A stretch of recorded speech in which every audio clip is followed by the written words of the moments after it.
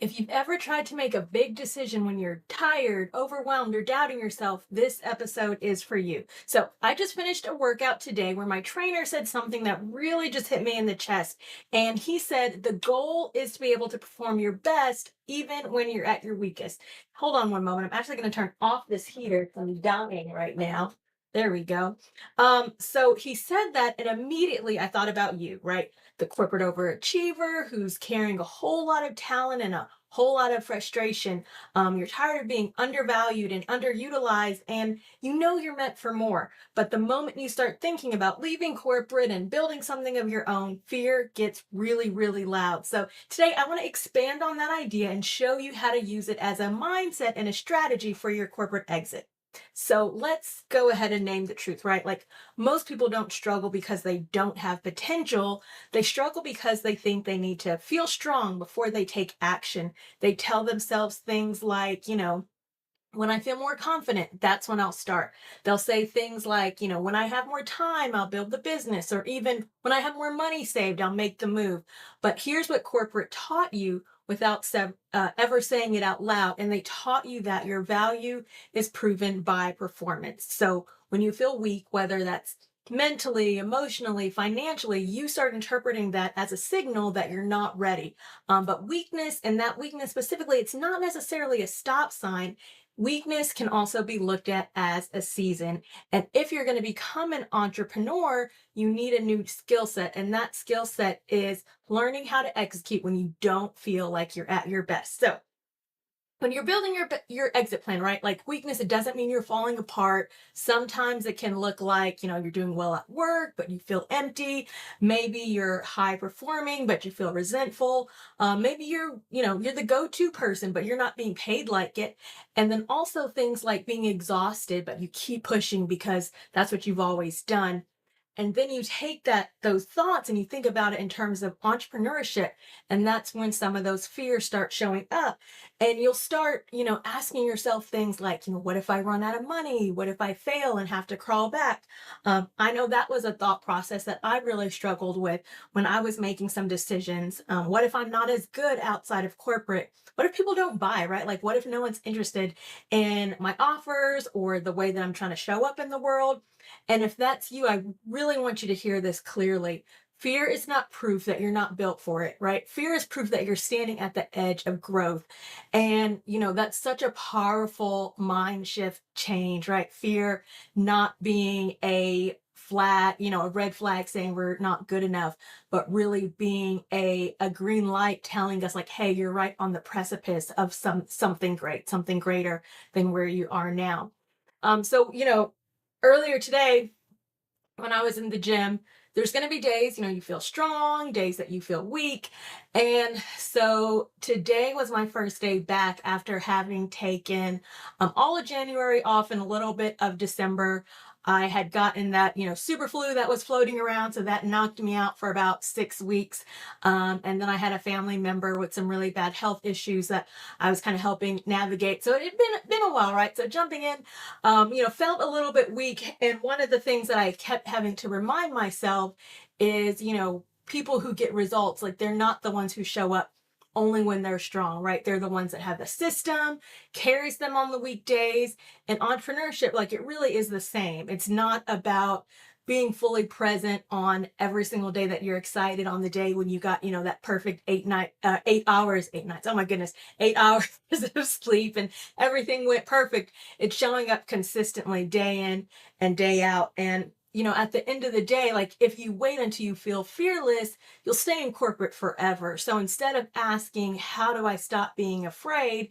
Change that question and start asking, how do I build a system that still moves me forward, even in those moments when I am afraid? Because your weekdays, they're guaranteed, right? Like they're going to happen. Even if we put all of these things in place, all these mechanisms in place, these moments where we don't feel our best are going to occur. So what do we do in those moments, right? What will you do on those days where you maybe feel weak? So let's talk psychology for a moment, right? Like one of my favorite things to kind of talk about and think about. And at the end of the day, like your brain's job, it's not to make you successful. Your brain's job is to keep you safe. And to your brain, safe can mean a couple of different things. So as I say these, some of these may resonate, some of them may not. There may be other things that rise to the top for you. But when you think safe, a lot of times people hear, predictable paycheck, familiar routines, known expectations, approval from people who understand your current identity. So when you start sounding your exit, right, like your brain sounds the alarm, right? Because you're going against everything that you've thought about in terms of safe. It creates worst case scenarios. I am the queen of coming up with stories in my mind, right? If I do this, what if this happens or this happens? Or, I'll sit there and run through 10, 15 different scenarios for any move I'm going to make. It makes me fantastic as a strategist, but sometimes when I start like thinking about it from worst case scenarios, it can actually be one of my biggest weaknesses, right? So, learning how to stop that, right? Because that kind of tends to be a lot of people's default, so to speak.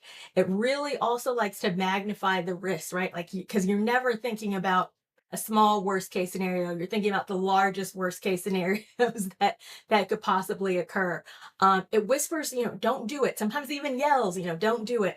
And that doesn't mean you're not capable. It means you're human, right? Like, allow yourself those moments. The goal isn't necessarily to silence the alarm because that's just the way that we're wired.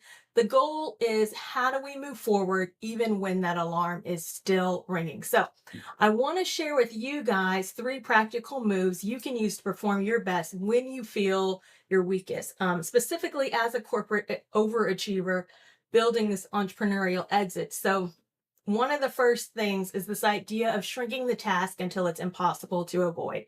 So on weekdays, your brain will really, really try to make the whole dream feel heavy, right? So don't build the whole business today. Do the small version, the smallest version. Write one post and one message, outline one offer, have one conversation, right?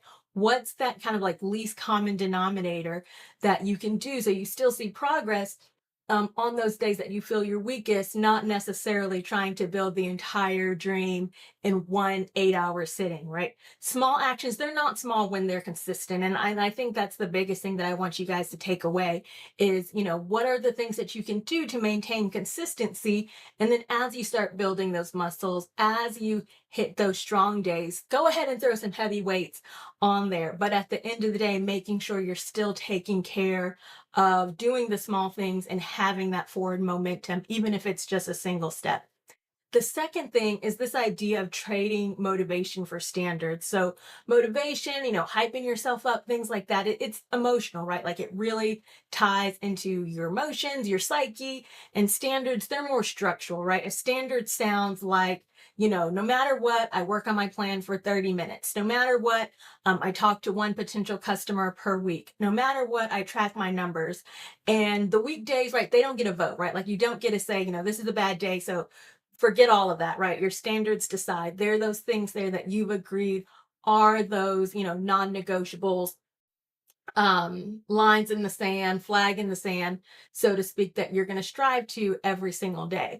And I would encourage you to think through, what are the 3 or 4 things that you want to hold on to as your non-negotiables every day that you're leaning into to move your business forward and that you're leaning into to start building that consistency day in and day out. The third thing around that is this idea of building proof, not pressure. So what do I mean by that? So a lot of corporate overachievers try to exit by putting pressure on themselves. People will say, and I've heard over and over again, people say things like, I have to replace my income fast, or I have to get it perfect, or I can't look stupid, right? I hear that one quite a lot. And I feel like this pressure really creates this paralysis because how do you know what not looking stupid looks like? How do you know what perfect looks like in the moment when you're building things, right? So you're putting this incredible amount of pressure on you, and it's pressure that you haven't even really taken the time to define, right? And it can't even be defined until you're in the situation. And like I said, it creates that paralysis, but instead of putting this pressure on yourself, I would encourage you to instead build proof. So, proof that people want what it is that you're offering, right? What does it look like? Where do I see other places where this makes sense? Proof that you can sell. Hold on to those moments where you did have a meaningful conversation with somebody that intrigued them, that wanted them to learn more. Proof that you can deliver results, and proof it really just calms down and over time really starts to drown those fears, even because fear thrives in the unknown. And by building this proof, you're getting rid of the unknown and creating known in your value and what it is that you do and what it is that you can offer the world. So if you're tired of being undervalued, underutilized, I want you to remember this. Your next level won't require you to feel strong every day. It will require you to keep showing up, especially on the days that you feel weak. So if your biggest fear is, running out of money before your business becomes profitable, like that's not something to ignore. That's something to plan for, right? So that's why I teach an exit strategy that's structured, measurable, and built for high performers who are ready to stop wasting their skills. So I want you guys to remember, it's not that you need more talent. You need a plan that holds you up on the weekdays. So if you haven't taken the time already, figure out what are your non-negotiables, what is the proof that you're looking to build, and how do I shrink these tasks until they're impossible to avoid. So until next time, I will see you guys all next week. I hope that everybody has a fantastic February, and God bless.